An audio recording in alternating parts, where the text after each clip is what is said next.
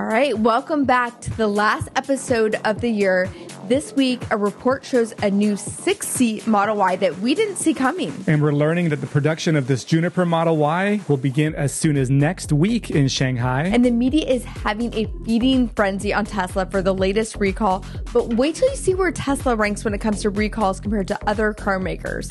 All that and more starts right now.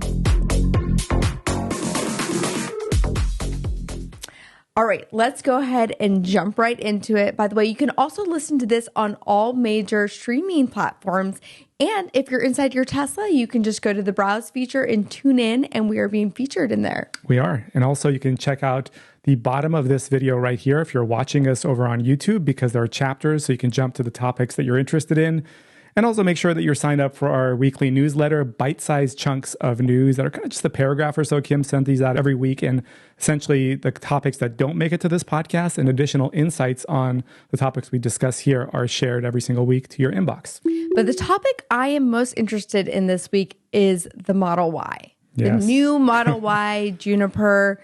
That is very exciting to me, and we're starting to get some teasers over in China. Well, the teasers have been out there, right? So we've seen the images, we've seen some footage as well of them being kind of camouflaged and on the road. But this latest report actually coming in from Chinese media that is now coming in, this is from Late Post, which is the organization out there. They've now confirmed the Juniper Model Y will enter production in Giga Shanghai sometime in January of 2025. And then they shared some insights that are more than we had suspected. We kind of suspect some of these things, not all of them, though. Well, what was really interesting is I was reading some of these articles, and I said to PJ, wait, 6-seat Model Y? I'm like, and you were like, wait, that's new to me. Yeah. And for some reason, this isn't getting a lot of attention. Not quite yet. You know, we talked about a couple of months ago on this podcast, we talked about a leak where someone had been able to capture some photographs where the interior looked like the third row was going to be different. They had suggested this was going to be a Chinese feature for that market only. Now we've learned the source here that has remained anonymous, but he's previously been able to share very accurate information, is that by late 2025, this Juniper Model Y, at least for right now, as what we know for China, will begin to see a 6-seat kind of captain-style seating similar to what you see in Model X available there for Chinese Model Ys. And if you're not following Tesla super closely, right now with the older Model Y, what we see is the 5-seat or a 7-seat, and you don't have that captain style seat. So this is kind of unique, I guess, to China markets, yes. Maybe. And you know, it's fascinating because I think 6-seat really serves the Y probably better than even the Model X, because if you've been in the 7-seat option, which we have many times, made multiple videos on that, you know how tight, how cramped it gets for anyone besides kids. Adults really are not very comfortable back there unless you need to get them somewhere, you know, in an emergency, basically. So this really opens the cabin up with this redesign if it does come to fruition. I love this idea. I really hope that it does come to the U.S. as well, because that would be what I would get for our next vehicle would be the 6-seat variant. Yeah, so the report actually, Kim, went on to confirm the front LED light bar was going to be there. We already kind of suspected that. A grille-less front design, which again, with that light bar, we suspected. We've seen some renders that suggest as much as well. But what's interesting is the verbiage they used in this is that a more streamlined design that ditches traditional SUV elements. So that's where it gets interesting. You know, does it go from that hatchback style to something slightly different and becomes more sedan-like? Because for at least the American market, you would think you want bigger, you want more room, you want spacious. If this ditches traditional SUV elements, what are we getting out of the Model Y? Does it become more of a sedan, kind of a larger sedan, which I doubt, but you know, we'll see where that goes. Yeah, that's really, really interesting. And will it come in gold? Like Cybercab. I really like this gold. If it doesn't, I think we should get it wrapped in gold. I think so too. I think that'd be a really cool color. But there's actually a couple more insights within this report. So the center screen, 15.4 inches, similar to what you see in the Model 3, but they've added a 2.5K resolution, also what you find in the 3 as well.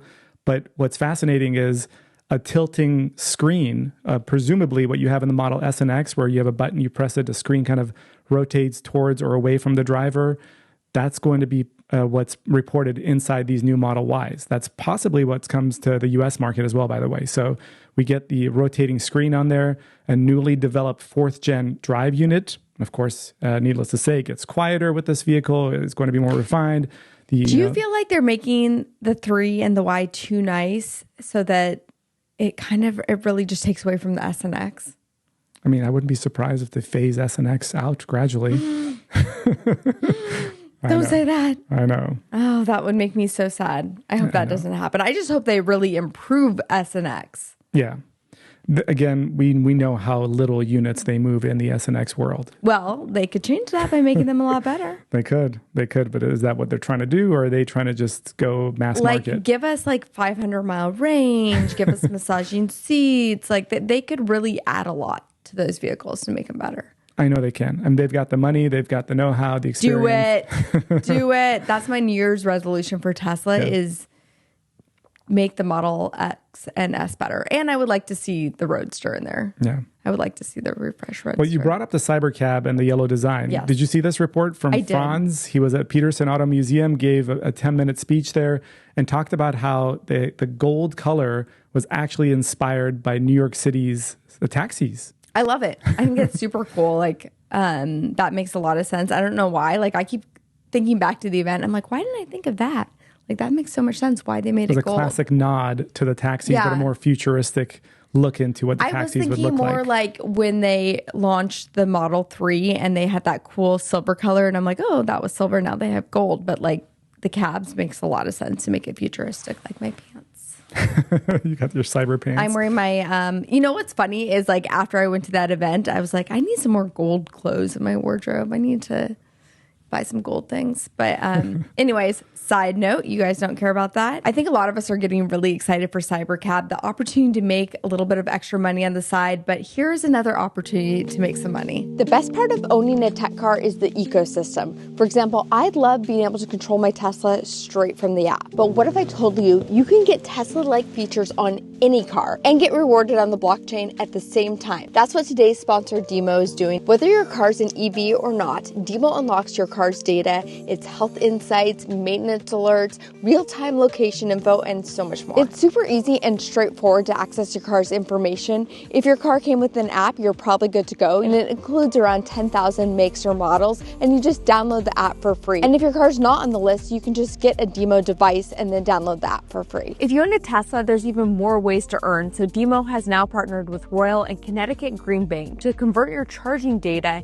into certified carbon offsets, which are then sold to generate rewards in DIMO tokens. So it's basically a cool way to take your charging data and actually earn something with it. To easily connect your vehicle, check out DIMO mobile app and be sure to use my link below and you'll get 50 DIMO tokens, connect your vehicle, and then sign up for Roil through DIMO mobile app. They'll even retro rewards if DIMO has been connected since 2023. If you have an EV model that's not a Tesla, stay tuned as they're expanding eligibility in the future. I'll link more details down below and be sure to use our link because it also helps us support this channel. All right, let's get back to it.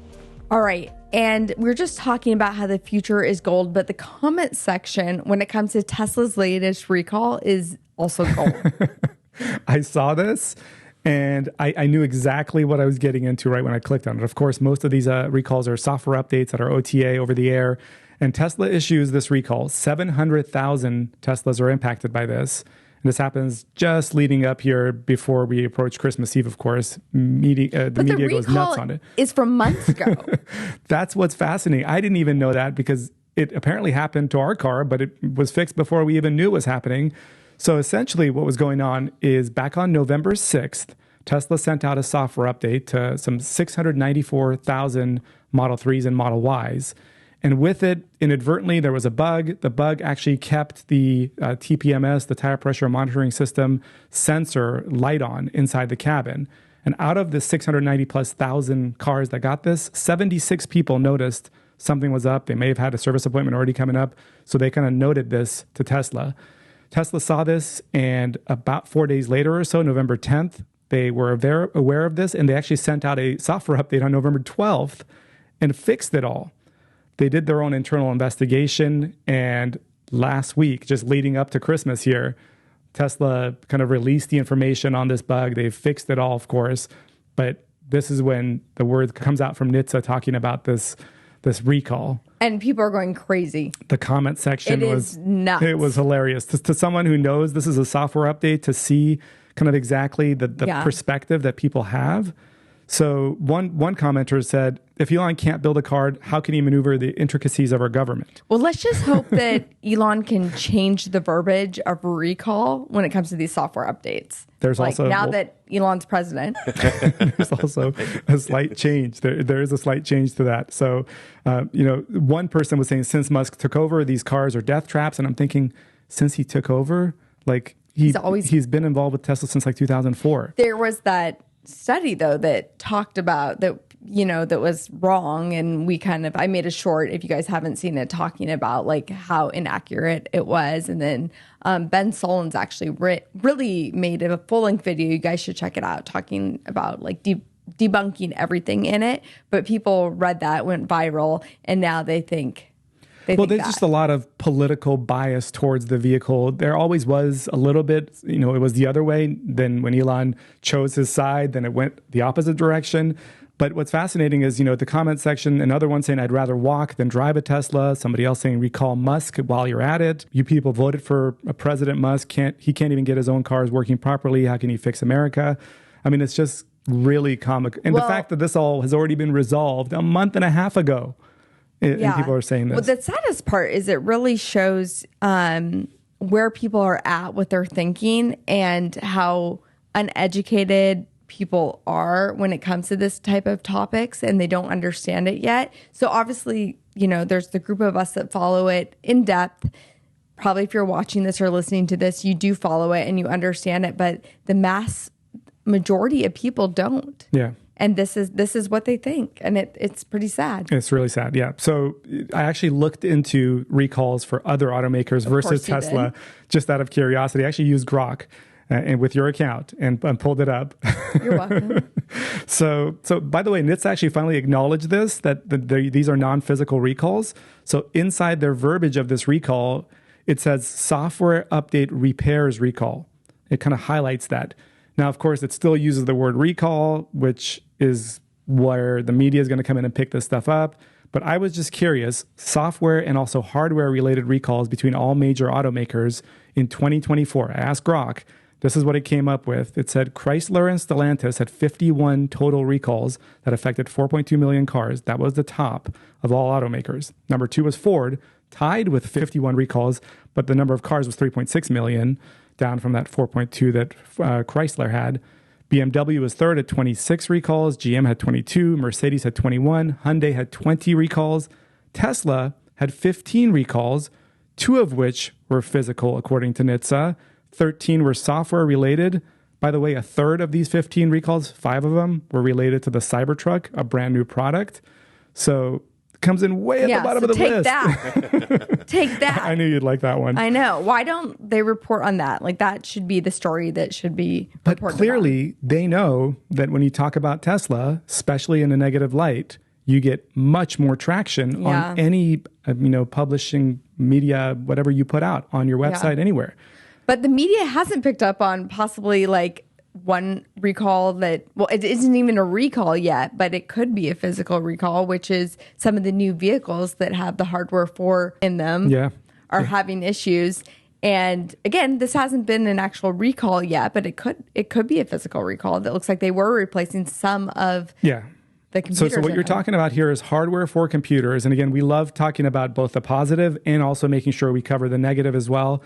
This is not an official recall just yet. I wouldn't be surprised, though, if it becomes announced here sometime, maybe even by the time you're listening to this or in early 2025. But basically, brand new owners of hardware for Model 3s, Model Ys, and the new vehicles that are being delivered right now are reporting some really bad issues when it comes to this. Their navigation has stopped to work and usually kind of kicks in about a couple hundred miles into the period of ownership, a few weeks into driving the car. People are seeing their GPS inaccuracies, unresponsive center screen displays. Their cameras are being faulty as well. Some of the safety systems are getting errors on their screen. And people have reported this over on Reddit, and owners are communicating back and forth saying they've sent their cars in. They took delivery the first week of December.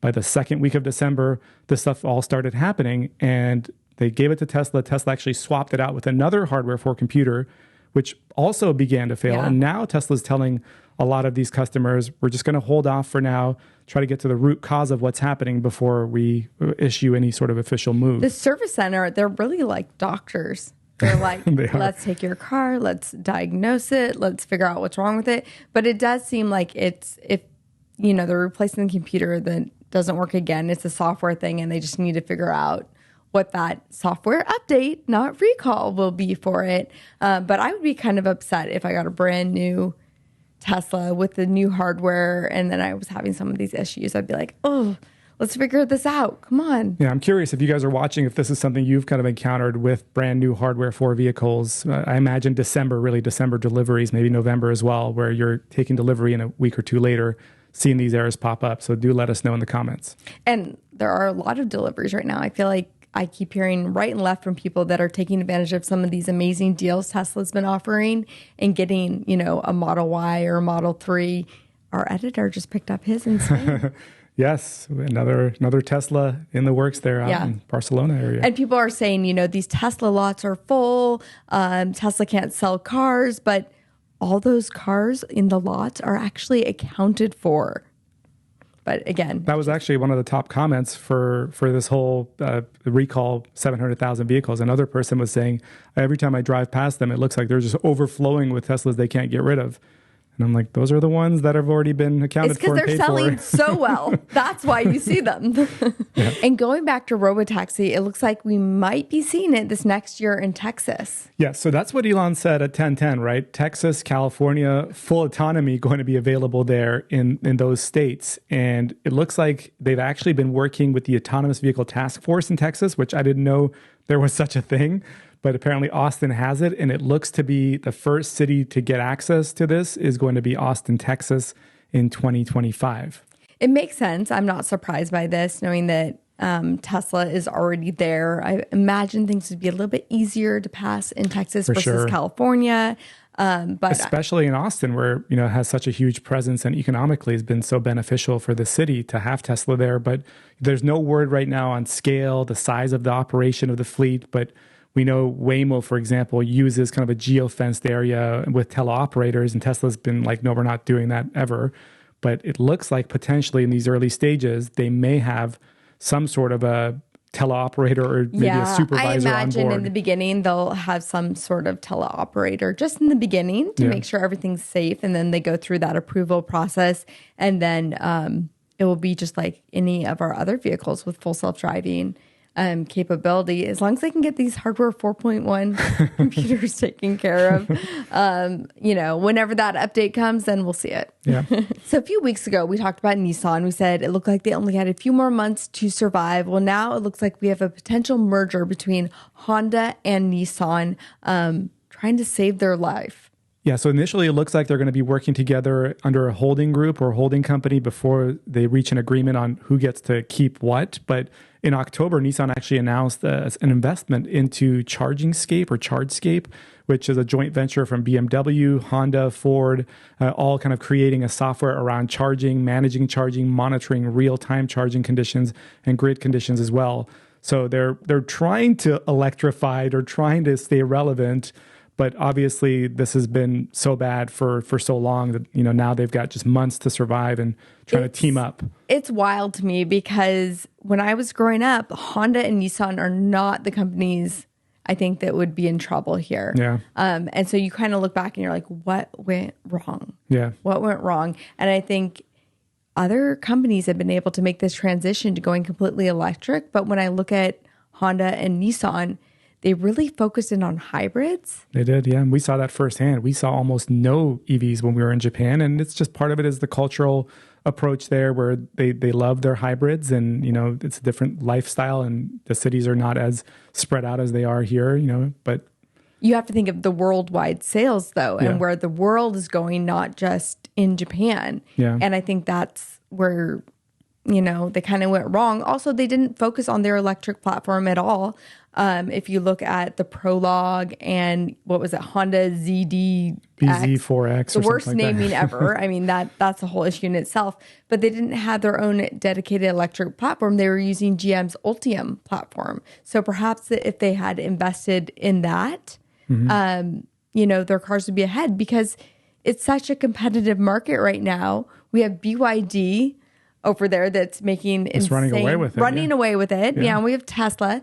Like, if you want to compete, you need to be progressive. Yeah. And I feel like just, using another company's platform and slapping, a new face on it isn't enough. Yeah, no, that's well said. That's absolutely true. And, like we said, the writing was on the wall a while back.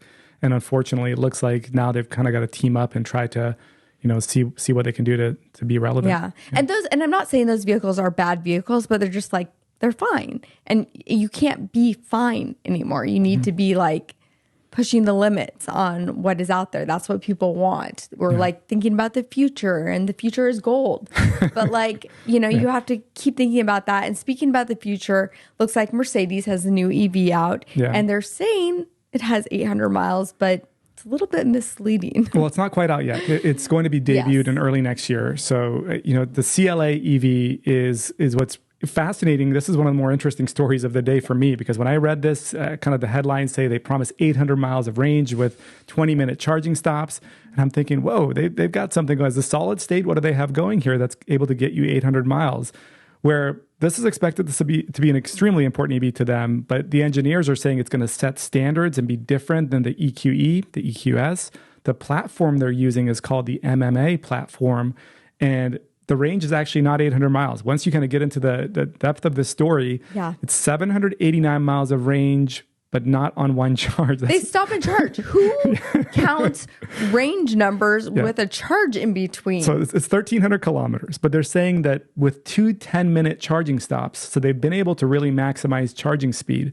So they're saying with 2 10-minute charging stops, you can now spread it to 789 miles, 1,300 kilometers.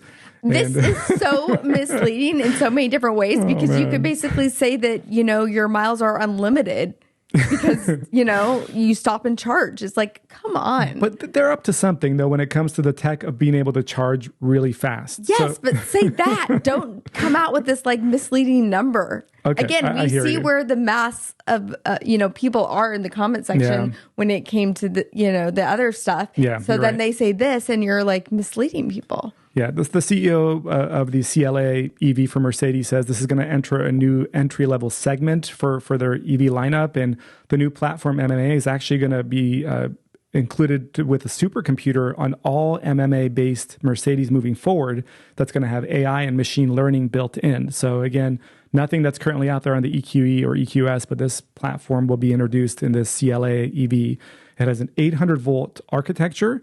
And the lead manager for the CLA EV said it actually was able to travel 2,300 miles in 24 hours, charging 40 times with 10-minute charging stops. So essentially traveling almost the course of the United States within 24 hours. And all the charging stops, all 40 stops, were 10 minutes in length. So, see, I think go that route. Like, talk about how fast it is to charge. And, you could go cross country in this amount of time. You don't need to kind of be misleading with the numbers. It sounds like it's going to be an amazing vehicle. Yeah. Like, that is enough. Yeah. Like, and some of the images, good. I mean, with the Mercedes EVs, you've been in them, you know how, they're luxury, they're high end, they're premium, they look and feel incredible. They actually drive really well. Even their driver assistance features were pretty incredible as well. But yeah, this is kind of a play on words, 800 miles with just the 20-minute charging, but it's marketing. It's marketing. It's silly, but okay, all right. So official debut early 2025. Peak charging rate, they're saying 320 kilowatts. I'm sure it's going to be amazing. Honestly, I love where Mercedes is going. They're doing a good job. Very luxury. I like their vehicles. And let's talk about Rivian. Yes. Now, let's you like Rivians as well. I love Rivian a lot, and it looks like they have a secret deal with the UAW. Yes, they've made a private deal with the United Auto Workers as well. And this is kind of a little hint that the unionization of at least their Normal, Illinois plant is in the works. So this deal is kind of contingent on Rivian being able to be profitable moving forward. As you know, they're generally losing about $1.1 to $1.3 billion a quarter. They lost $1.1 billion last quarter. That's actually down from 1.3 Q3 of 2023. So improvement there. When I initially read this story, I kind of got this like yucky feeling about it, because I felt like Rivian was like had a gun to their head. Basically, they needed this loan from the government. They secured a $6.6 billion conditional loan from the U.S. Department of Energy, but there were strings attached. They were, I mean, this is kind of their next growth phase, right? So the R2, the R3, we know they're losing money. We know they need money. And the government comes in, gets them this loan. Hey, if you're profitable, you get $6 billion out of this. Then they announced that the Georgia plant for where the R2 is going to be built is now back online and under construction again.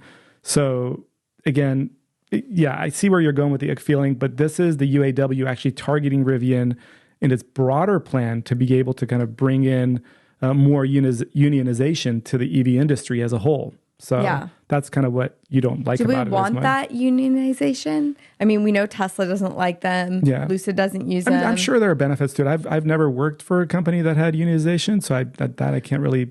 I worked with a company on the manager side, so I had to deal with the unions on the opposite side when I lived in California, which again is probably the worst state to deal with it. Yeah. So I have like a bad feeling associated with it.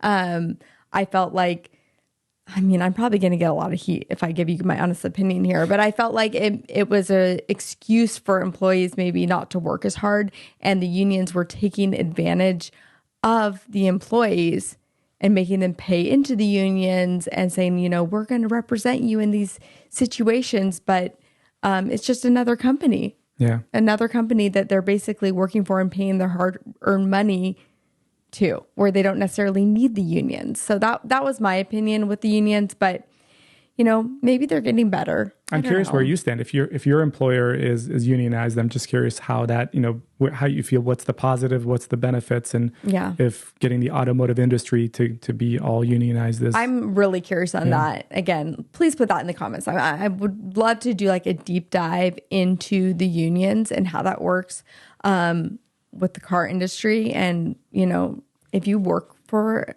them, like, how do you feel? Give us your honest thoughts for sure. Now, when it comes to the government, I like what Australia is doing with their essential workers. Yeah. They're offering low interest loans so that they can get EVs if you make under $100,000. Yeah, they've got them down to, I think, 5% for any EV that's up to $55,000. And actually, if you're an essential worker, teachers, nurses, firefighters, they all qualify without an income limit as well. So they all get to get these loans for EVs that are 5% or less, and $8,000 is essentially what you're saving over the course of 7 years on a $40,000 loan for these sort of savings. So it's really an interesting way the government's kind of helping people that are making less than $100,000 be able to afford EVs, or if they are essential workers, doesn't matter how much they make. If you're a firefighter or you're a teacher, you should be able to afford an EV. On paper, it sounds great. Yeah. Like, I'm sure there's more to it, but I would love to see that in the US as well. I think that sounds great. And $100,000, like, that's not like a terrible, that's like a pretty good income, you know? Yeah. So like a lot of people would be able to get these. That's pretty cool.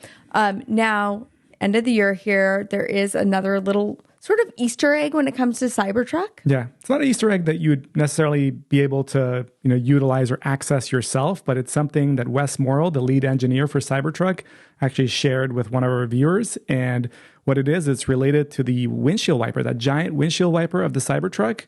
Apparently, when you hit highway speeds, they really didn't clarify what speed it is, but you'll notice that if you increase your speed on the freeway to a certain threshold, it automatically starts moving to the very edge of your windshield if it's not raining.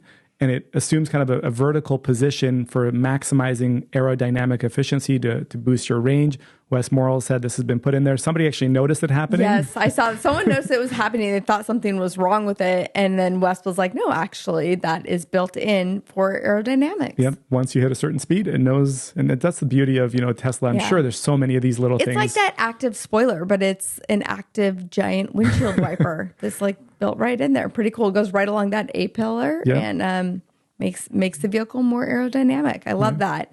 Now, talking about New Year's resolutions and Easter eggs, one of our New Year's resolutions is to grow our subscriber base. We know that we get around 1 million monthly views, actually a little bit over that, but not everybody is actually subscribing to the channel. So it would mean so much to us if you guys would hop on over to YouTube if you're listening to this, or if you're watching it. All you have to do is just subscribe. That's it. Yep. If you've watched more than a couple times and you're not subscribed, I think you should jump on board. We've got a lot of incredible incredible content lined up going into January and February that we can't wait to share with you. Yeah. And it's just a great way to support our channel. If you like our content, it's just being a subscriber. But another great way that you can support us is hopping over to Patreon. Yes, Patreon members, you guys get exclusive access to content, early release of this podcast, never before seen footage, one-on-one Q&As with Kim and I, and other perks as well. So make sure you check that out, as well as our weekly newsletter, which is linked down below. Yep. All these different things go back to helping us provide great content for you guys. And thank you as always for watching, and we will catch you guys next year. Take care.